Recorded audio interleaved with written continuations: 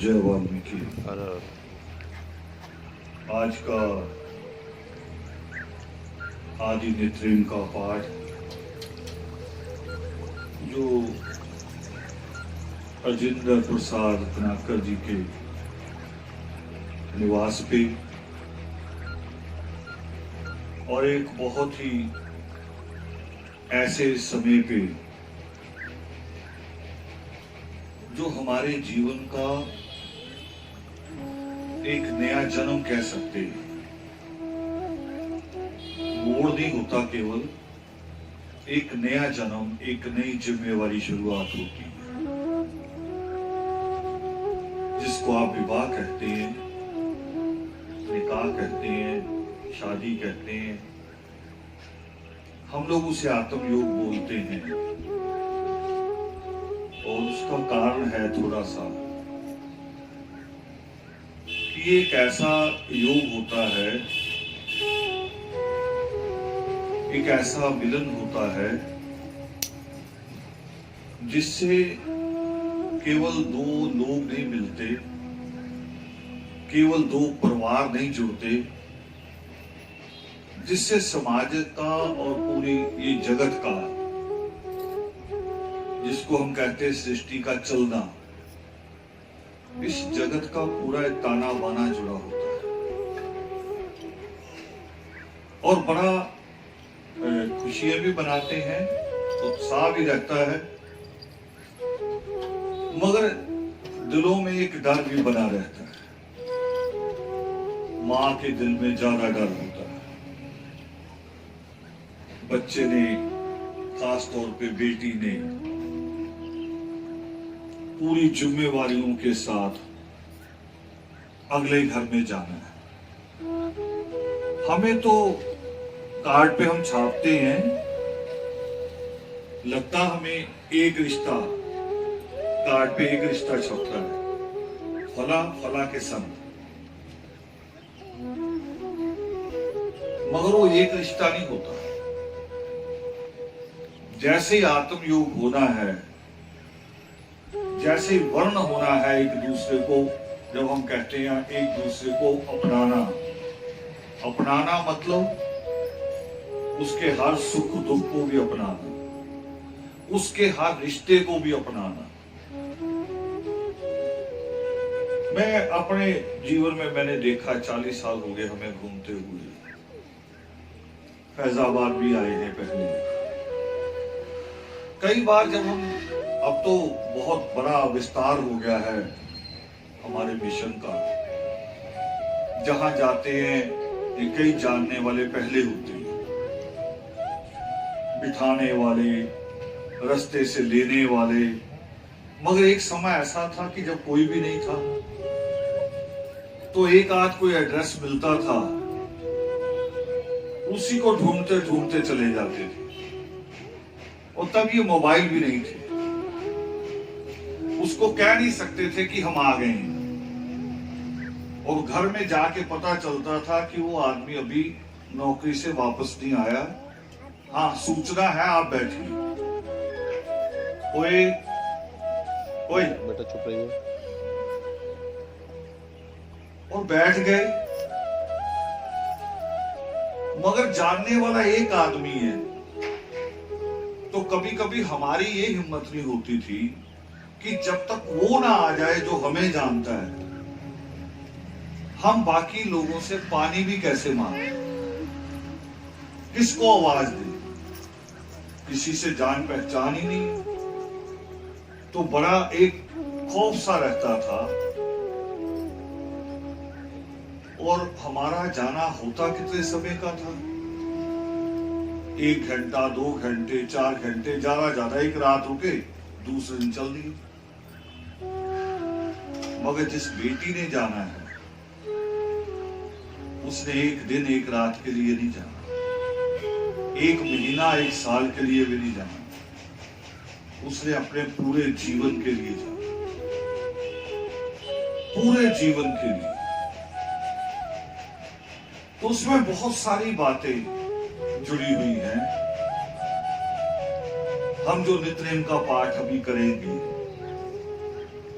नित्यनेम में एक श्लोक आता है, मैंने उस दिन बात की थी कि नित्यनेम को लोग सोचते हैं कि शायद हम पाठ करते हैं ईश्वर खुश हो जाएंगे, अब वो मेरी रक्षा करेंगे, मेरी इच्छाएं जो भी है मैं चाहता हूं। कोई कहता है मैं पास हो जाऊं, कोई कहता अच्छा घर मिल जाए, अच्छा सूट मिल जाए, बच्चा सोचता अच्छा खाना मिल जाए। सोचते हैं कि नित्यनेम किया तो ये मिल जाएगा। नित्यनेम ये नहीं देता, नित्यनेम जीने का रास्ता देता है। कमाना हमने ही है, हमने ही कमाना है, हमने ही खाना है, हमने ही बनाना है।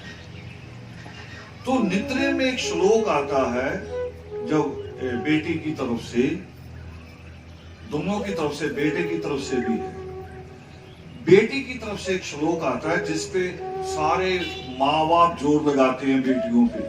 जब बेटी इतनी सी होती है ना, 10-12 साल की, तभी से उसको डांटना शुरू करते हैं कि देखो जोर से हंसना नहीं है,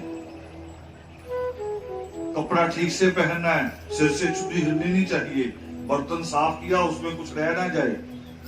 एक एक चीज के लिए डांटते हैं, बैठना कैसे है, खड़े कैसे होना है। क्यों? क्योंकि बेटी नहीं जाती अकेली, बेटी के साथ दहेज नहीं जाता अकेला, बेटी के साथ हमारी मर्यादा भी जाती है, पूरे परिवार की इज्जत। एक एक चीज पे डांटते हैं। और नित्यनेम में श्लोक आता है फिर, किशो कक्ष मन मेरे में चंचलता बस जात। बेटी कह रही है ईश्वर से प्रार्थना, ईश्वर से कह रही है कि अगर मेरे मन में वो चंचलता कभी आ जाए जो बाप को देख के आती थी, कि बाप आया और मैं भाग के बाप की गोद चढ़ जाती थी, भाइयों से खेलती थी, अगर ऐसी चंचलता ससुराल में आ जाए तो ईश्वर से दुआ करती है बेटी कि कक्षवन मेरे में चंचलता बस जात, ऐसे समय प्रभु जी करना दृष्टिपात, मेरे ऊपर कृपा करना, मैं अपने मायके की मर्यादा बना के रख सकूं, मेरी किसी बात पे उंगली ना उठ जाए, मेरे मायके को कोई सवाल ना आ जाए। वो कहती है, प्रार्थना है। लड़के के लिए भी आता नित्यनेम में श्लोक, घर कैसे चलता है, लड़के के लिए श्लोक आता है नित्यनेम में कि हा हसमुख बनूं। देखो जीवन की शुरुआत कैसी है, जीवन की शुरुआत रोज के दिन जैसी होती है, एक एक दिन जैसी। अगर आप सुबह उठे, सुबह उठते ही आपने मूड खराब कर लिया तो पूरा दिन मूड खराब रहता है। सुबह ही आप बिना वजह ही गुस्सा हो गए, चाहे उसका कोई कारण हो, कारण छोटे छोटे होते हैं, बड़े कारण नहीं होते। बच्चा नहीं उठ रहा, स्कूल का टाइम हो रहा, हम इसलिए भी गुस्से में आ जाते हैं, चाय नहीं मिली इसलिए भी गुस्से में आ जाते हैं, बहुत छोटे छोटे कारण होते हैं। मगर आपने अगर उस दिन मूड बिगाड़ लिया तो सारा दिन ही बिगड़ा रहेगा। याद करो, एक अद्भुत बात बता रहा हूं कि कभी कभी हम सुबह उठते हैं, कहीं दूर से कोई आवाज भी नहीं आ रही, घर से भी नहीं आ रही, अपने आप अचानक पता नहीं कौन सा एक गाना दिमाग में घुस जाता है जिसको याद भी नहीं किया आपने, इतनी छोटी सी लाइन घुस जाती है, सारा दिन बिना वजह चलती रहती है, आप सोचते भी रहते भी ये क्यों चल रहा है, जिसको याद ही नहीं किया। और जब कहीं झगड़ पड़े तो वो तो और घुस जाएगा ना अंदर।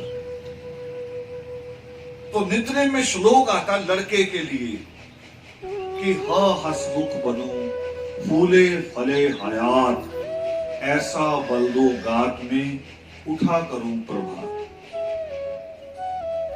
अब ये बहुत अहम बातें दोनों, जो लड़की कामना करती है वो भी, और जो लड़के के लिए है कि हंसते हुए उठूं और मेरे शरीर में वो ताकत दो कि मैं प्रभात में सूर्य उदय से पहले उठूं, सूर्य उदय से पहले उठूं मैं। और ये जीवन की सफलता का एक रहस्य भी है, इसमें जीवन की सफलता छुपी हुई है। अगर आपने दिन निकाल दिया, आलसी हो गए, तो आपने किसी का नहीं कुछ बिगाड़ा, आपने अपना जीवन बिगाड़ा। और समय बराबर है, समय किसी को कम और ज्यादा नहीं मिला। हम सबको 24 घंटे मिलते, सभी को, सबका दिन बराबर है। अंग्रेज का दिन भी 24 घंटे का होता है। जहां से दुनिया की उत्पत्ति हुई, अफ्रीका, वहां के आदमी को भी 24 घंटे मिलते हैं, 1 सेकंड फालतू नहीं। 24 घंटे में ही सोना है, उठना है, तैयार होना, स्कूल जाना, डिग्रियां करनी है, पढ़ाई करनी, काम धंधे पे लगना है, अपना जीवन देखना है और रिश्तेदारों का सुख दुख भी देखना है। उसी 24 घंटे को लोग एडजस्ट करते हैं भी कैसे इसको एडजस्ट करेंगे। और कुछ लोग खास तौर पे हमारी बस्तियों में वो कोने पे बैठे ताश खेल रहे हैं। पूछो क्या कर रहे हो, करे समय पास कर रहे ताश से। और फिर आप थोड़ी देर बाद कहो कि आना एक कोई जरूरी काम है, कहेंगे समय नहीं। देखो, वो समय को पास नहीं कर रहे, समय को लात मार, वो समय को लात मारते हैं। और सृष्टिकर्ता वाल्मीकि दयावान क्या कहते हैं, वो कह रहे अगर तुम्हें अपने जीवन से प्रेम है। देखो ये लाइन जो परमेश्वर बोलते हैं, उन्होंने लिखी है। सृष्टिकर्ता वाल्मीकि दयावान कह रहे हैं कि अगर तुम्हें अपने जीवन से प्रेम है तो समय व्यर्थ नष्ट मत करो। क्यों? क्योंकि समय ही जीवन है। जीवन क्या है? जन्म से लेकर मृत्यु तक का समय तो है ना, और उसको नष्ट करेंगे तो क्या नष्ट होगा? जीवन। और ये जीवन का एक बहुत बड़ा पड़ाव है। आत्मयोग जो आज हम बेटी नेहा के लिए हम सब लोग दुआ करने के लिए बैठे,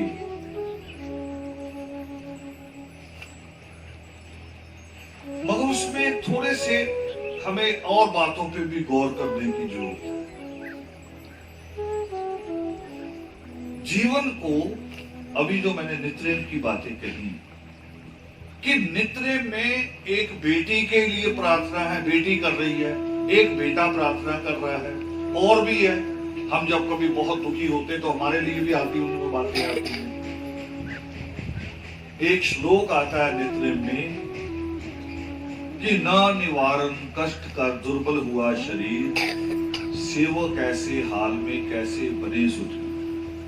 जब कभी हम बीमार हो जाते हैं, या मान लो कभी कभी आजकल तो आम तौर पे कि 4-4, 5-5 महीने सैलरी नहीं मिल रही, आदमी सोचता है कि घर कैसे चलाऊं, तब भी वो बीमारों जैसा ही हो जाता है।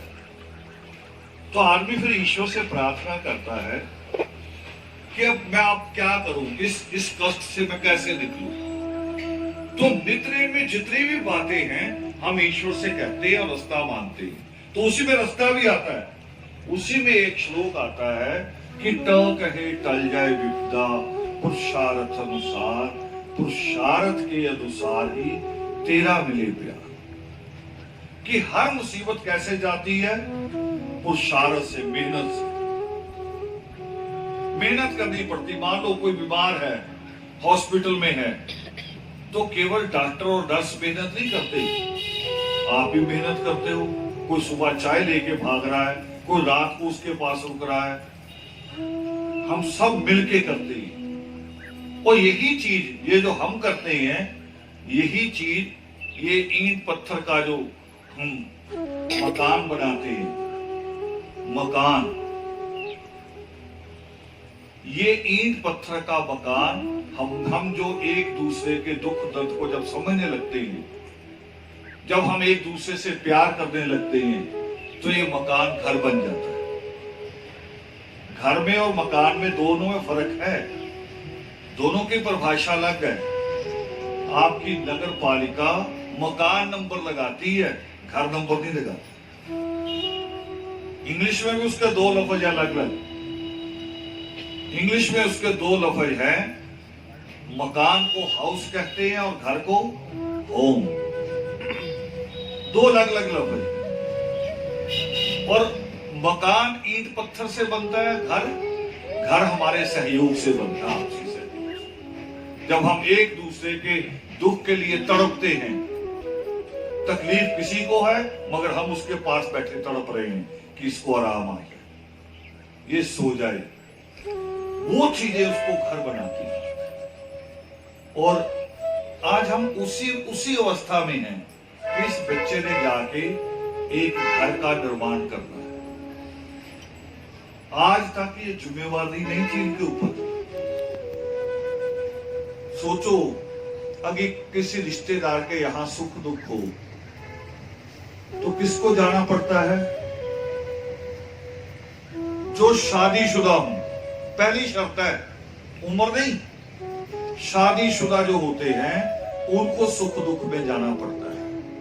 और अगर सुख दुख में बिना शादी किए आपका बच्चा चाहे 25 वर्ष का है, आप अगर उसको भेज दें कि जा मामा की खबर ले आ, मामा मानेंगे? वो कहेंगे बच्चा भेज दिया जी, खबर लेने नहीं आए। मगर आत्म योग होते ही 16 तारीख के बाद नेहा भी उसी जिम्मेवारी में आ जाए, उसी जिम्मेवारी में फिर सुख दुख में भी जाना होगा। तो जीवन का एक छोटा सा पड़ाव नहीं है, लगता छोटा सा कदम है कि 16 तारीख आएगी, कुछ लोग बैठ जाओ बेटा, अभी बैठ जाओ, ऐसे बैठ जाओ, बाद में आ जाओ। 16 तारीख होगी, एक मंडप बनेगा, दोनों बेटा बेटी बैठेंगे, कुछ मिनट के लिए, कुछ समय के लिए ईश्वर के नाम को याद करके मंत्रोच्चारण के साथ इनके एक दूसरे के साथ बांध दिया जाए। लगता छोटा सा है मगर है बहुत बड़ा। अब उसके थोड़ा सा पीछे जाना चाह रहा हूं। मैं कहता हूं हमेशा कि हमारे लिए भी ये एक बहाना होता है अपनी बात कहने का। हमारी बात ज्यादा लोगों तक जाए। और जिस नरक को मैंने अपनी माँ को देखा, जिस नरक में, तो वो मेरे बस में नहीं था कि मैं अपनी माँ को उस नरक से निकालूं, मगर मेरे बस में है कि मैं अपनी बेटियों को उस नरक से निकाल सकूं, ये मेरे बस में है। तो इसलिए उस बहाने का इस्तेमाल करते हैं। तो हम अभी कर रहे थे, एक श्लोक पर पढ़ा हमने, पहले सारे श्लोक को हमसे पढ़े कि कैसे दुख आते हैं, मुसीबतें आती हैं और हम ईश्वर के आगे बैठ के अपना दुख कहते हैं कि कौ करता जगत के सुन लो मेरी टेर, आप ही करो दयालुता कमियों का हूं ढेर, कि मुझ में तो कमियां हैं मगर आप कृपा करो, मुझसे पाप हुआ या गलती हुई आप कृपा करो। मगर ईश्वर क्या कह रहे हैं? ईश्वर कह रहे हैं कि आपकी हर मुसीबत का हल पुरुषार्थ है, मेहनत है। मगर पुरुषार्थ को ईश्वर ने बांटा चार भागों में बांटा है पुरुषार्थ। पहला धर्म, दूसरा अर्थ, तीसरा काम, चौथा मोक्ष। 4 भाग है पुरुषार्थ। अब आप अपने आप से सवाल करिए, पूछिए, ये छोटे बच्चे बैठे हैं, इनके जीवन को पहला पड़ाव जो जीवन का है, जिसको क्या कहते हैं, जिसको ईश्वर कहते हैं धर्म। धर्म का मतलब टिक्का लगाना नहीं है, ये माला पहनना भी नहीं है, ये तो ड्रेस है बाहर की। कोई पगड़ी पहनता है, कोई टोपी पहनता है, कोई जनेऊ पहनता है, कोई तलवार पहनता है। तो फिर किसका धर्म हुआ?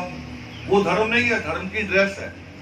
धर्म तो हमारे अंदर होता है सब, जिसको हम कहते हैं स्वभाव, कैरेक्टर।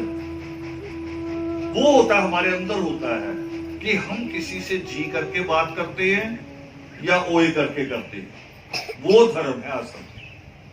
जिस दिन ये धर्म आ गया दुनिया के सारे झगड़े मिट जाएंगे। अभी तक धर्म कौन सा है? ड्रेसों वाला। अभी तक धर्म ड्रेसों वाला है, इसलिए झगड़ा है। ड्रेस देख के हम झगड़ते एक दूसरे के साथ। और जिस दिन स्वभाव पैदा कर लिया धर्म का, उस दिन झगड़े स्वभाव पैदा कर। तो ईश्वर जो कहते हैं पहला धर्म, वो धर्म से मतलब कुछ तिलक लगाना या यहाँ मत्था देखना नहीं है। ईश्वर के धर्म से मतलब है धारण करना, सीखना। इससे आपका कैरेक्टर बनता है। हम 10 साल एक स्कूल में पढ़ते हैं, फिर वहां का प्रिंसिपल हमें अपना क्या कहते हैं उसको हिंदी में, कैरेक्टर सर्टिफिकेट कौन सा, चरित्र प्रमाण पत्र देता है। तो वो चरित्र बनता किस चीज से है? शिक्षा से। मगर शिक्षा में पहला गुरु हमारा अध्यापक है, पहला गुरु माँ होती है। और माँ में भी और सभी नहीं है, भारत में थोड़ा सा, बाकी दुनिया में तो माँ माँ, भारत में माँ माँ नहीं। अगर बेटी पैदा हुई, बेटी पैदा हो गई, फिर अकेली माँ माँ है। वही उसे उठाएगी, वही उसे दूध पिलाएगी, वही उसे दूध पिलाएगी, वही उसे सुलाएगी। कभी कभी तो दादी पास बैठी होती उसी चारपाई पे, उसी चारपाई पे बेटी रो रही होती छोटी सी, दादी उठाएगी। यही दादी तो मैं ऐसी देखता हूँ, हाथ पे माला जप रही है, बच्चा नहीं उठा रही, लड़की है। और माँ खाना बना रही है, मसाला जल जाए, वो बेचारी आके उठाए, हाँ लड़का हो जाए, फिर माँ को पकड़ने नहीं देते। फिर दादी उठाए घूमती करी, तुम्हें नहीं अकल, तुम्हें पता नहीं बच्चा कैसे पाल। लड़का अगर दादी उठाए घूम रही है, स्कूल से बुआ आते ही बस्ता पटक देती है, भतीजा उठा लेती है, सबको दिखाती मेरा भतीजा। शाम को दादा आता है, पोते को उठाता है, पूरी बस्ती में घुमाता, पोता हुआ जैसे पहला पोता हुआ। और फिर क्या होता है, थोड़े दिन बाद ननिहाल जाते हैं, वहां नाना घुमाता है, मामा घुमाता है, मौसी घुमाती है। और आखिर में क्या होता है, जब वो इतना बड़ा हो जाता है ना, 5 साल 8 साल, फिर कभी कभी मेरे आगे लाके खड़ा करके दादी कहती है, इसके सिर पे हाथ रखना। उनका क्या हुआ? मैं अपना हाथ भी देखता हूँ, इसमें क्या रखूं क्यों? ये आवारा हो गया, बैठना नहीं, पड़ता नहीं। तो मैंने कहा आवारा बनाया किसने? लड़की के बारे में कोई नहीं कहता ऐसी बात, क्योंकि लड़की बाहर जाती नहीं, उसको आपने घुमाया नहीं। लड़के को अपने जन्म के साथ ही आवारा बना दिया। घर लाओ तो रोता है, वो करे घर लाओ तो रोता है, अवारत किसने डाली? तो ये छोटी सी सामाजिक बातें लगती है, मगर इसमें बड़ा संदेश है। मुझे आते ही जयराज जी ने माला दी वाल्मीकि जी की तरफ से, और वाल्मीकि का नाम मुझे दूसरा रूप में ले रहा, नेता होना और बात है, अच्छा नेता होना और बात है, मगर उससे भी अच्छी जो बात करते हैं कि उन्होंने अपनी बेटी को अधिकारी बनाया, अधिकारी बनाया। ये एक बड़ी बात है। तो ये बातें जो मैं कह रहा हूँ, छोटी छोटी बातें, ये बातें छोटी आप हंसती हैं कि लड़का वाला, अगर ऐसे हमारी लड़की जब अधिकारी बनी, क्योंकि पढ़ने में हमारी लड़की 65% पढ़ रही है, हाई स्कूल से आगे जो जा रही है 65% लड़के 35%। वो जिस दिन लड़की अधिकारी बन जाएगी, बन रही, लखनऊ में लड़की है आपके परिवार से, वो BCS है,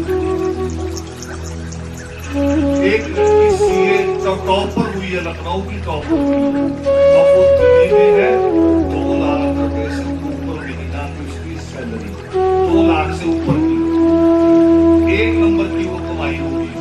इसके अलावा अगर वो प्राइवेट कहीं किसी को सलाह देगी तो लग पैसा मिलेगा, और भी होगी, कई सहूलतें और भी होंगी उसमें, मेडिकल भी होगा, विदेश जाने के खर्चे भी मिलेंगे, टिकटें मिलेंगी फ्री में, वहां के होटल की बुकिंग मिलेगी फ्री में।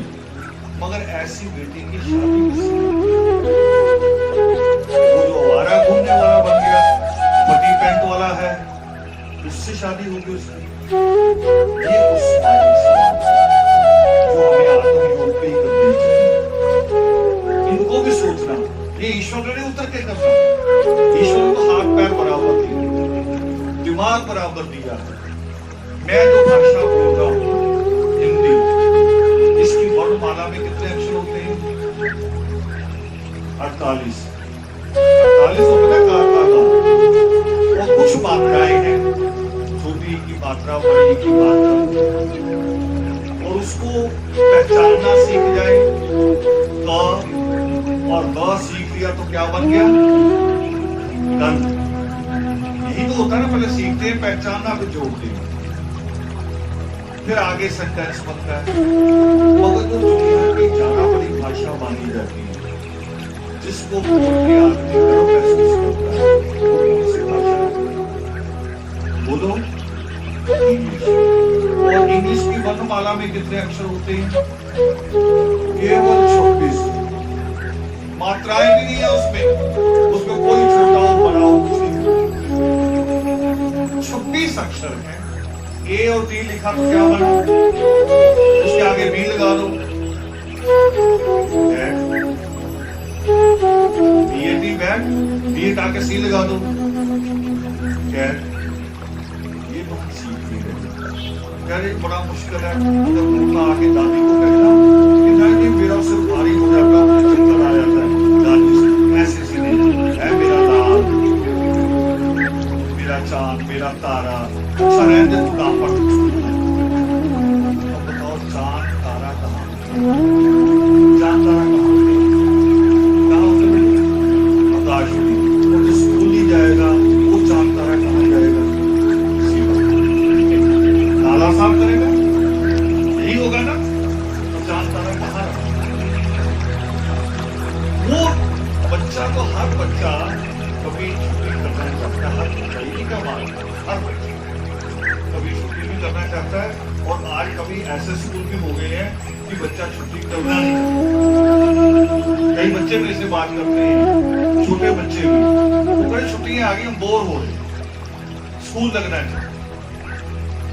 ये जरूरी है, ये प्यार पैदा करना, स्कूल के साथ प्यार करना जरूरी है। वो पढ़ेंगे नहीं बच्चे, अगर डिग्री नहीं देंगे तो हमारे लिए बहुत बड़ी समस्या होगी। हमारी ये एक सवाल पैदा होगा। फिर ये पंचायत सम्मान अगर देगी मुझे, तो सम्मान नहीं होगा क्योंकि मैं भी जिम्मेवार हूं, मगर ये काम ना हुआ। मैं उन बेटियों को क्या जवाब दूं? उन बेटियों का कहां जाएंगे वो भी? तो ये सवाल सोचना चाहिए। अब ये सवाल का जवाब कहाँ है? उसी में पुरुषार्थ। ईश्वर ने जीवन को 4 हिस्सों में, पहला धर्म यानी पढ़ना। जो मैं कह रहा हूं, पहला गुरु कौन है? माँ। मगर लड़के की माँ कौन है? लड़के की माँ भी, दादी भी, नानी भी, बुआ भी, मासी भी। माँ का नंबर बात है। वो तो जब दूध पिलाना होता है उसका अच्छा दूध पिला के जल्दी दे दे बात। अब यहाँ होता क्या है, अगर आपने बच्चे को जी कहना सिखा दिया कि दादा नहीं बोलना, दादा जी बोलना, तो सारी यहाँ तक कि किसी से झगड़ेगा तब भी जी लगा के झगड़ेगा। वो कहेगा कि जयराज जी आपकी गलती है, वो जी लगा के। और अगर आपने जी की जगह कुछ और लगा दिया, उससे भी कुछ और, तो आपको लगता है कि बच्चा आपके पास खड़ा उसके ऊपर असर नहीं जा रहा। विज्ञान यही कहता है कि जीवन के 2 पड़ाव खास है, 1 से लेकर 7 वर्ष, 7 से लेकर 13 वर्ष। जैसे बेल लगाते ना, बेल को ऊपर से तो आप घुमा सकते हो, नीचे जो पहला बल दे देगा वो नहीं फिर निकल, वो टूट तो जाएगी बेल, नीचे वाला बल नहीं निकाल सकते। बचपन में जो बल है वो बड़ा शुभ। तो ईश्वर कहते कि 4 पड़ाव है पुरुषार्थ के, और उससे करोगे तो जीवन खुशियों वाला। पहला आपकी पढ़ाई पूरी, फिर कमाई पूरी हुई और हम कमाई करने नहीं देते लड़के। हमारी माएँ तो बढ़िया जीव है, दूसरों के घर बहू आ जाए हमारी माँ को कुछ नहीं बोलती, बिना वजह आदमी को कहेगी कि यहाँ दर्द होता वो भी नहीं होती, मेरे यहाँ भी दर्द हो रहा है, ऐसा करो जी बहू ले आओ। अरे बहू लाने के काम वाली लाने, अगर ये दर्द की वजह से ला रहे हो या तो नर्सरी चाहिए तो बात करेंगे। उधर बहू की आवाज आती पायल की छम छम, इधर हमारी माँ को टैप और बाप अगर समझाए, दादा अगर समझाए कि लड़का तो कुछ करता नहीं, शादी करके क्या करेंगे, लोग करें क्या फर्क पड़ता है, जहाँ हम खाते रोटी दो रोटी वो भी खा लेंगे, जैसे गाय दो रोटी वो भी खा लेंगे। अभी मैंने क्या तो बताया था, हम लोग बात कर रहे थे कि जब आत्म योग हो जाएगा तो नेहा भी साथ हर किसी के सुख दुख में जाने के लिए मजबूर हो जाएगी, तो फिर दो रोटी से काम चलेगा। वो जो सुख दुख में जाना वो बिना पैसे के जा सकते हैं, दो रोटी का सवाल। इसीलिए ईश्वर ने कहा कि पहले पढ़ाई फिर कमाई फिर सगाई, तीनों चीजें पूरी हो जाए तो मोक्ष मांगने की जरूरत ही नहीं अपने आप हो जाए। मोक्ष का मतलब होता है जहां इच्छाएं खत्म हो, तो जिसके घर में सारा कुछ हो उसकी कोई इच्छा बाकी रहेगी।